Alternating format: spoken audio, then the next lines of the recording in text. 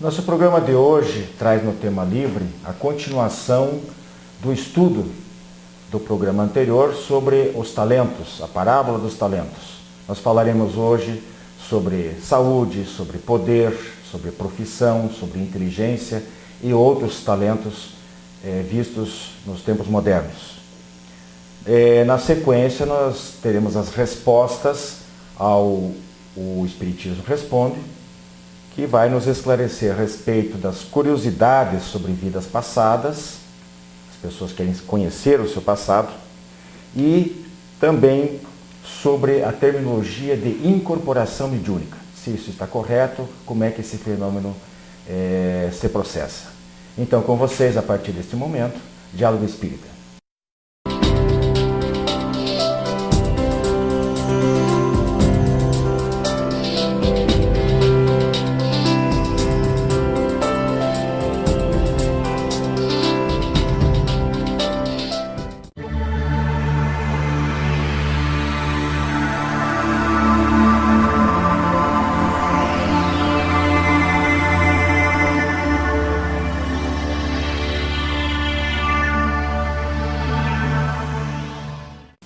Meus amigos, no tema livre do programa anterior, nós começamos uma espécie de um estudo a respeito da parábola de Jesus sobre os talentos.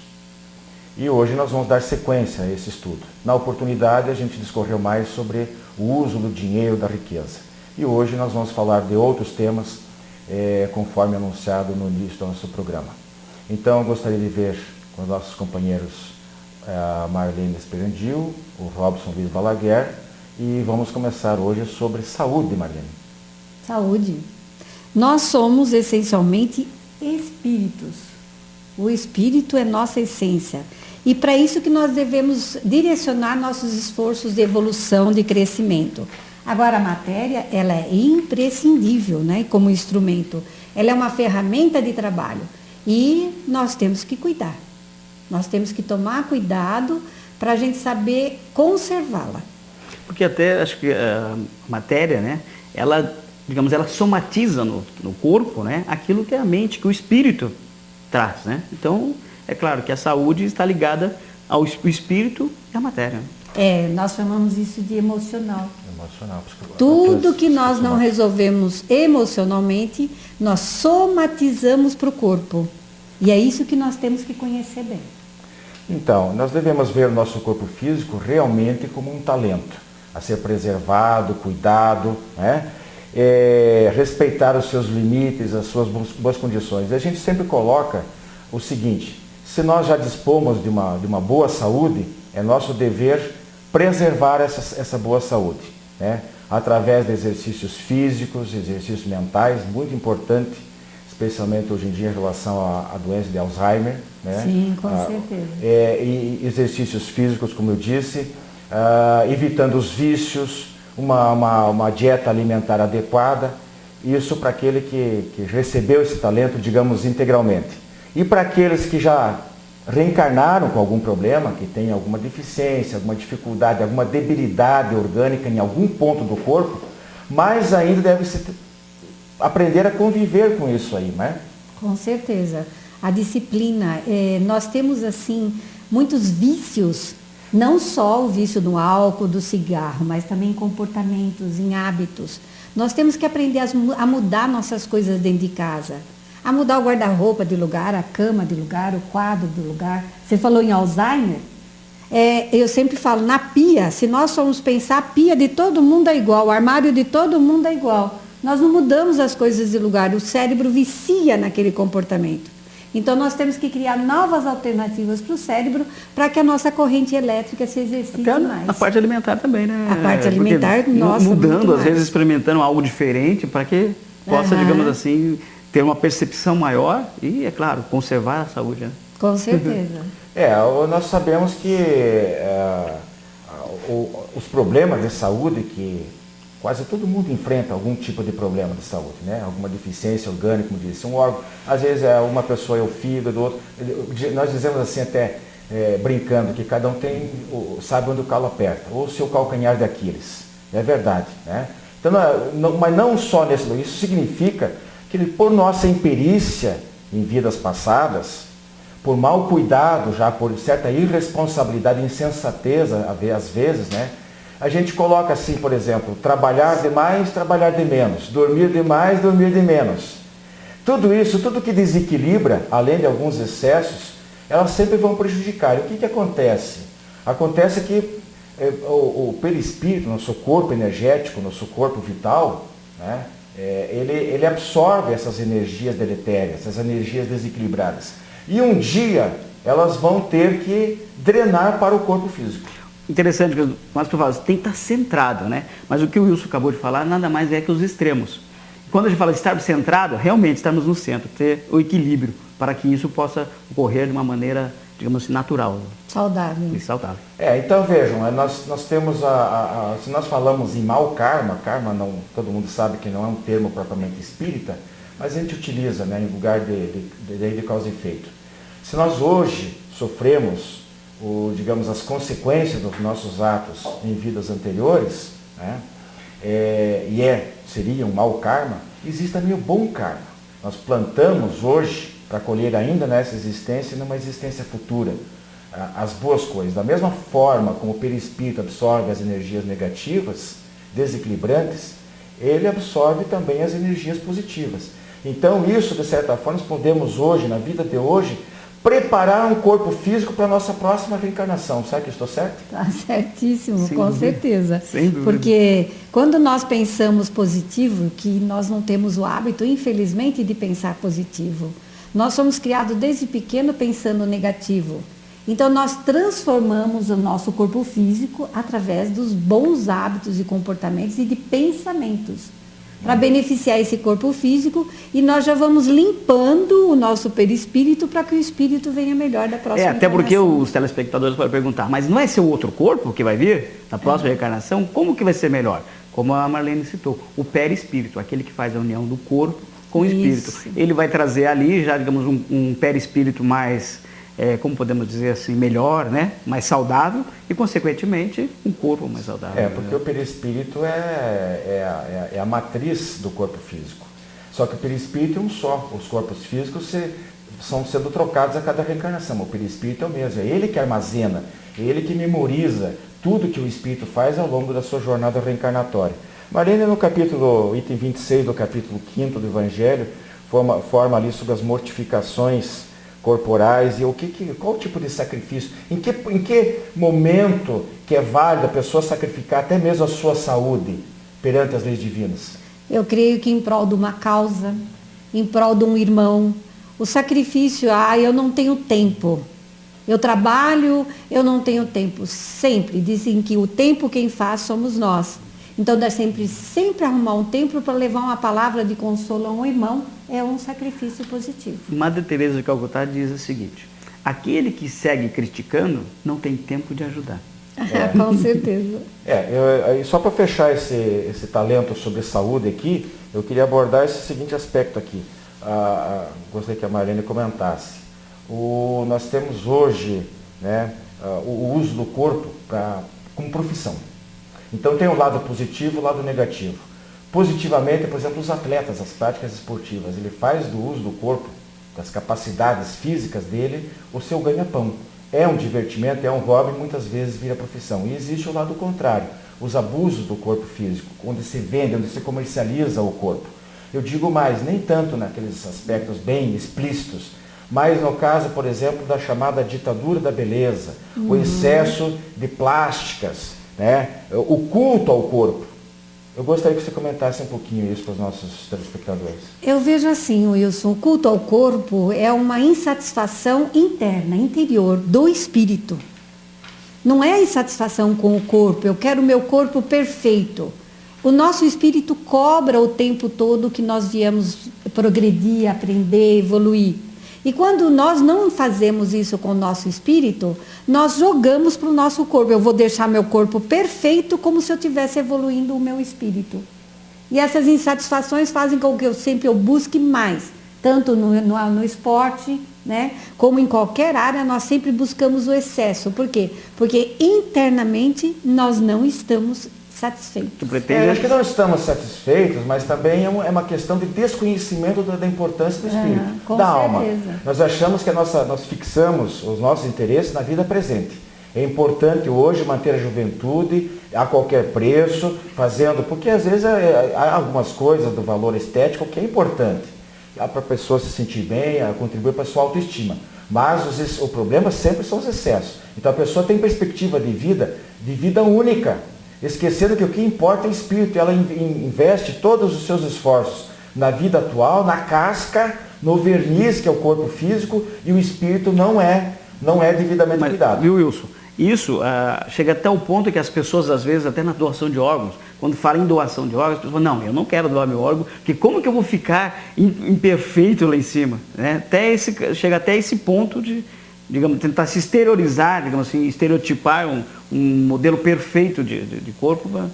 Agora eu queria puxar para vocês um talento seguinte, para a gente poder cumprir com a nossa programação aqui de hoje. Eu queria falar sobre o poder. Na questão 918 do Livro dos Espíritos, diz assim: o homem de bem, se Deus lhe deu o poder e a riqueza, olhe essas coisas como um depósito do qual deve fazer uso para o bem, sem se envaidecer, porque sabe que se Deus os deu, pode retirá-los.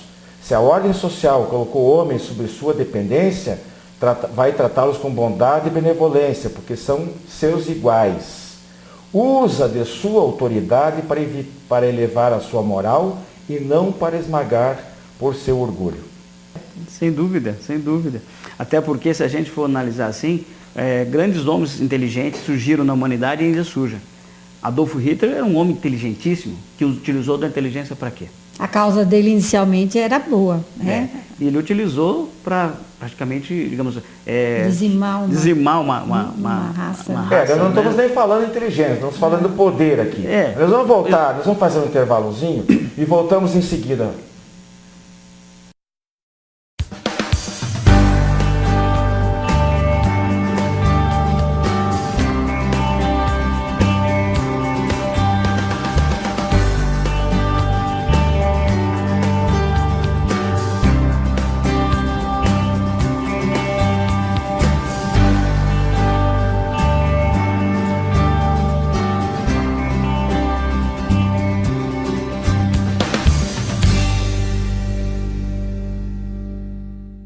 Você tem um familiar ou amigo com problemas de álcool ou drogas? Venha conhecer a comunidade psicossomática Nova Consciência em Capivari. Uma clínica com médico, psicólogo, terapeutas e especialistas no tratamento da dependência química. Atendemos pacientes do sexo masculino com período de recuperação de 4 a 6 meses para desintoxicação, terapia, conscientização e renovação de valores. Maiores informações, acesse comunidadenovaconsciência.com.br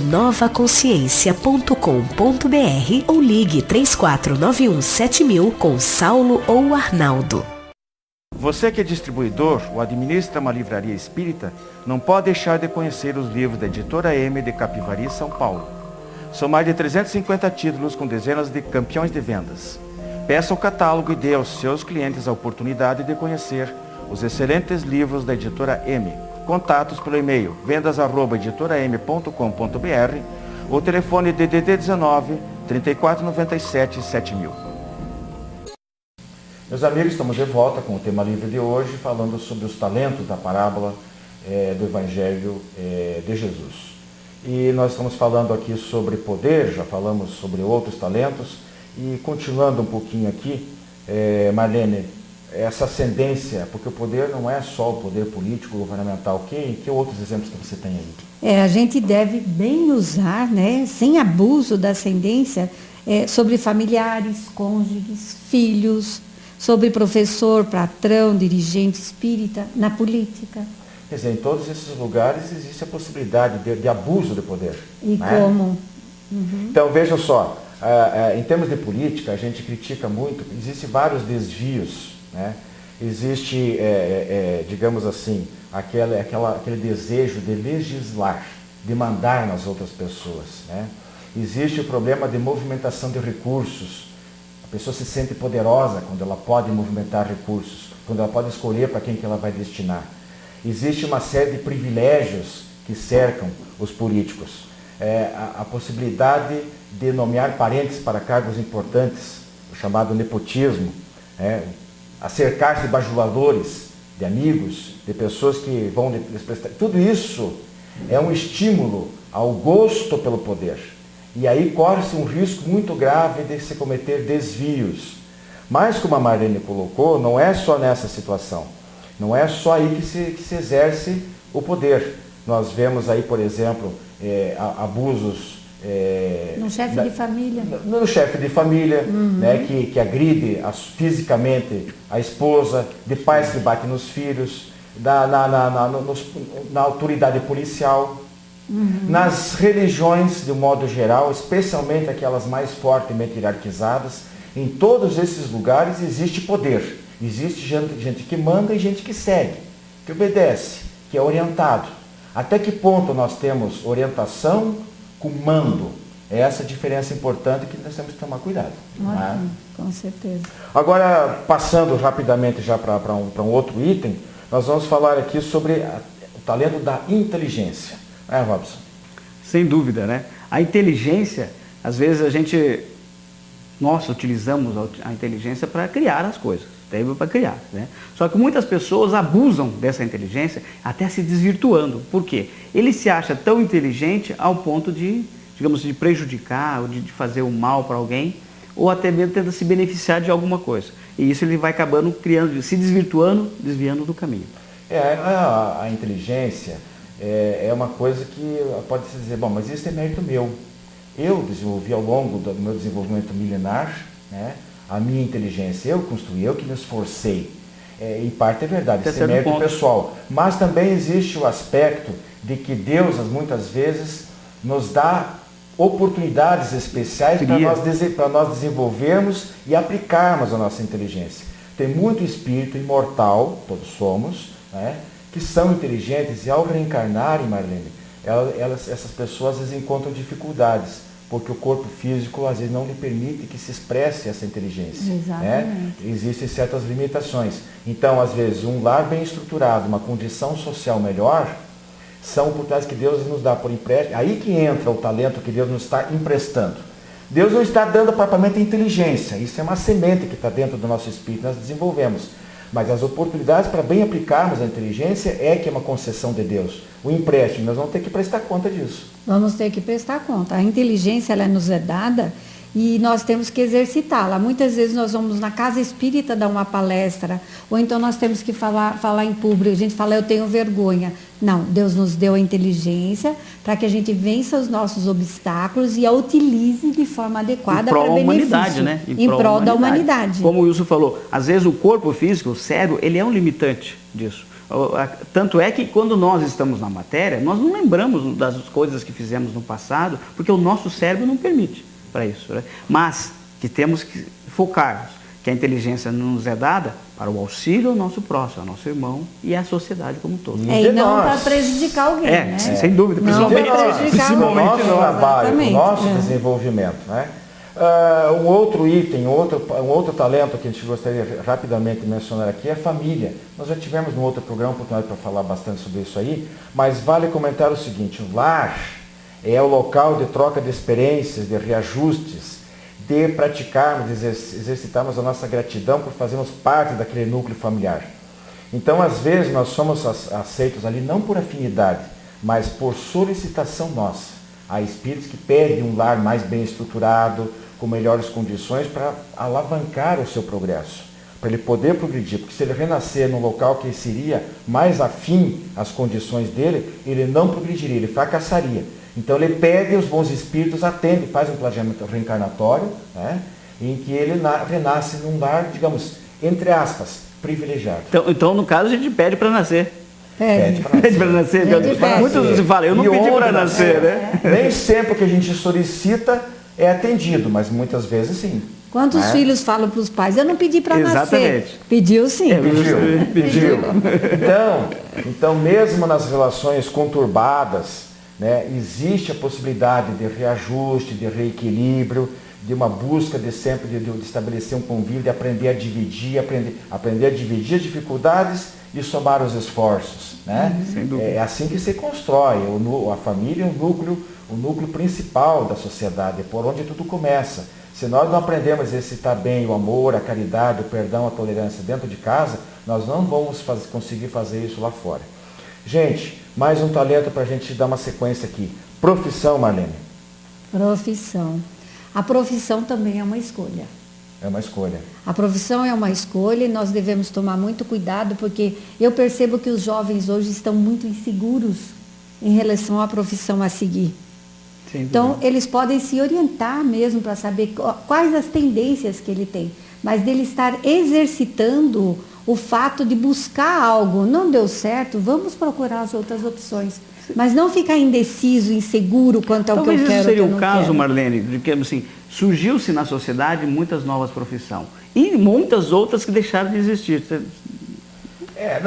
Isso também contribui, mas eu vejo aqui a principal preocupação, no caso, é a escolha profissional motivada por dinheiro, por ganhar bem, por boa remuneração. A maior parte. Esse é o grande perigo. Ela deixa de fazer aquilo que ela gosta, tentadas. Eu conheci pais que exigiam, que insistiram com a filha para que ela se tornasse médica. Ela não queria, e ela fez 3, 4 vestibulares, acho que de propósito ela foi não mal nas provas para Uhum. não ser aprovada porque ela não queria ser médica. Mas os pais queriam porque era status, ela queria o diploma dele. Mas a vida não é dos pais, é da filha.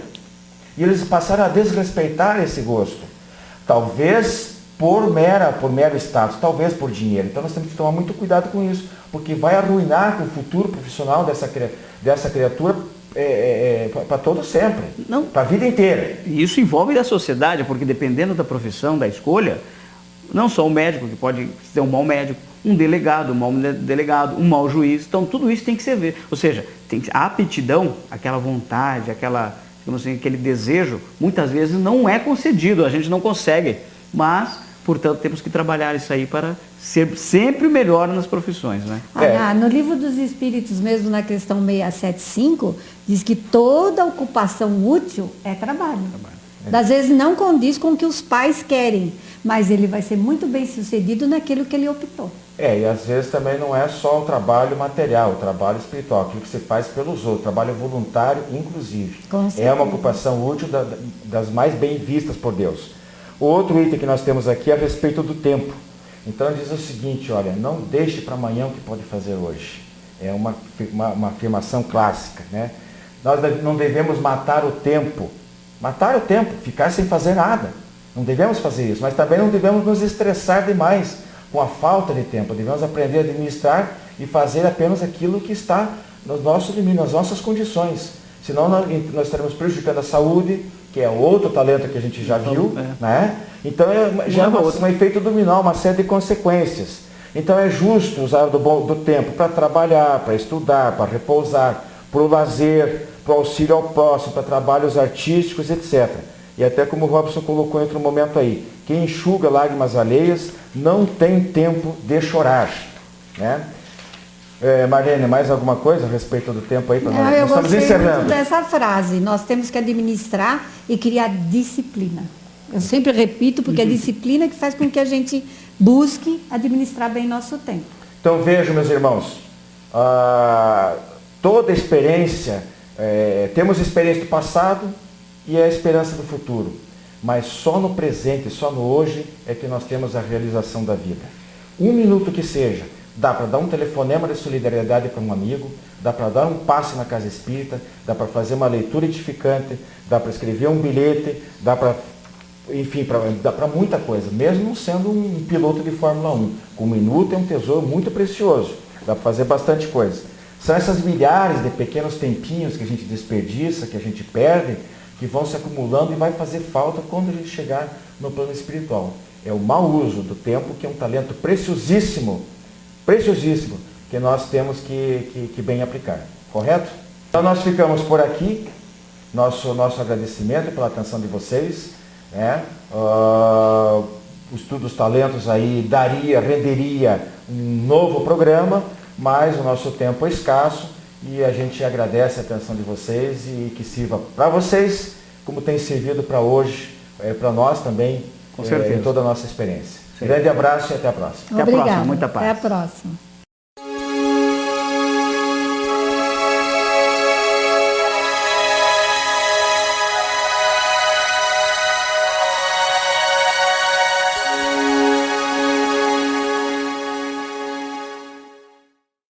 Olá, amigos. Estamos de volta com o quadro O Espiritismo Responde. Quadro que conta com a ajuda e participação de vocês. Para isso, nos mande e-mail com perguntas, com sugestões para o nosso programa. O nosso endereço é adpr@adpr.org.br. Meus amigos, no quadro de hoje, O Espiritismo Responde, temos duas perguntinhas que vamos lá a elas, ok? Bom, a primeira é a seguinte: como é que os espíritos fazem para incorporar no médium e falar ou escrever por eles? Bom, meus amigos, antes de mais nada, temos que esclarecer algumas coisinhas. Primeiro, ele não incorpora. Ele não tem como sair o espírito do médium e entrar um outro espírito para incorporar. Segundo, temos que explicar o que é um perispírito. O perispírito seria aquela forma, seria o que liga o corpo ao espírito, o que dá forma ao corpo. Só que o perispírito, ele é elástico, ele é expansivo. Imagine vocês que essa minha blusa fosse o meu perispírito, certo? Então, o espírito se aproximaria, colocaria a mão dele por dentro do meu perispírito e assim daria a possibilidade do médium estar escrevendo pelo espírito. O médium empresta aos espíritos o corpo e através do perispírito ele vai estar emprestando a mão para fazer a escrever, né? A psicografia, ele está emprestando a garganta para a psicofonia e assim vai.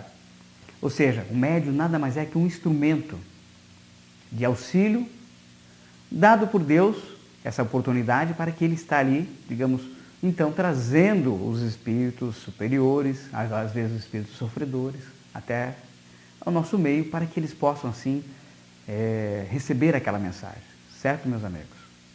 Então, não existe incorporação, não tem como o espírito entrar e o outro sair, sim? Mas é uma ligação, é uma coisa mental, certo? O espírito se aproxima e através da mente do médium e a utilização do perispírito para se utilizar-se assim, então, dessa ferramenta que é o médium.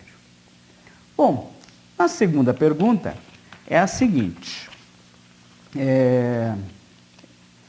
como é que posso saber das minhas outras reencarnações? É uma pergunta assim que todo mundo gostaria de saber. Todo mundo fala, eu queria saber, será que eu fui rei? Será que eu fui rainha? O que eu fui, né? As pessoas só pensam assim, fui alguém importante, alguma coisa importante. Mas nós não devemos procurar isso. Até porque nas casas espíritas, quem tem essa curiosidade lá não vai conseguir esse tipo de coisa, certo? Por quê? Na casa espírita, o trabalho é um trabalho de auxílio às pessoas e não de mera curiosidade. Os espíritos não estão aqui para satisfazer as nossas curiosidades, certo, meus amigos? Então, quando a pessoa, às vezes até através do sonho, você pode se lembrar de algumas coisas da vida passada. Tem pessoas que até fazem regressão de memória, terapias de vidas passadas para tentar descobrir. Isso é válido para aquelas pessoas que têm alguma fobia, algum medo, alguns problemas de saúde, até que conseguem curar. Mas por mera curiosidade, jamais. Por quê? Não adianta você querer saber que é um rei ou uma rainha, se na verdade você foi algoz de alguém na outra reencarnação. Certo, meus amigos? E de repente você se lembra que você é algoz daquela pessoa, ou aquela pessoa foi o seu algoz, e está convivendo com ela dentro de casa. Como seria então isso? Seria uma grande dificuldade. É por isso que Deus, em sua justiça divina, não permite que nós sabemos o que nós fomos nas vidas passadas. Para que não se crie, assim, digamos, essas animosidades dentro do lar. Porque às vezes dentro do nosso lar estão nossos inimigos do passado. E daí, como é que conviver com esses inimigos? Certo, meus amigos? Porque a célula familiar, ela, digamos, é a base de tudo. E é ali que a gente começa, digamos, o aprendizado, aprendemos a caminhar, a falar, começa por ali. E como é que você vai receber um grande inimigo na sua casa e aguardar-se, então, um tempo, ou melhor, auxiliar ele nesse período, né, para que ele se desenvolva, sendo que ele era seu inimigo. O que a gente faz? Não, esse eu não quero na minha família. Ou quando a gente pretende reencarnar, fazer uma programação reencarnatória, essa família que eu quero, ou aquela que eu quero. Mas A gente está ali para espiar, provar, auxiliar a família. Certo, meus amigos? Não que, digamos assim, todas as reencarnações, todos os familiares são inimigos. Não vamos pensar assim também. Por quê? Dentro da família, às vezes estão os amigos do passado também, que está ali em harmonia conosco, nos auxiliando para que possamos continuar nessa escalada evolutiva até chegarmos no rumo da perfeição, que é o nosso caminho e o nosso destino. Certo, meus amigos? Na próxima semana teremos uma entrevista com o presidente da Federação Espírita do Paraná, Luiz Henrique da Silva. Ok, meus amigos? Não percam. E meu grande abraço, muita paz a vocês e até a próxima semana. Tchau.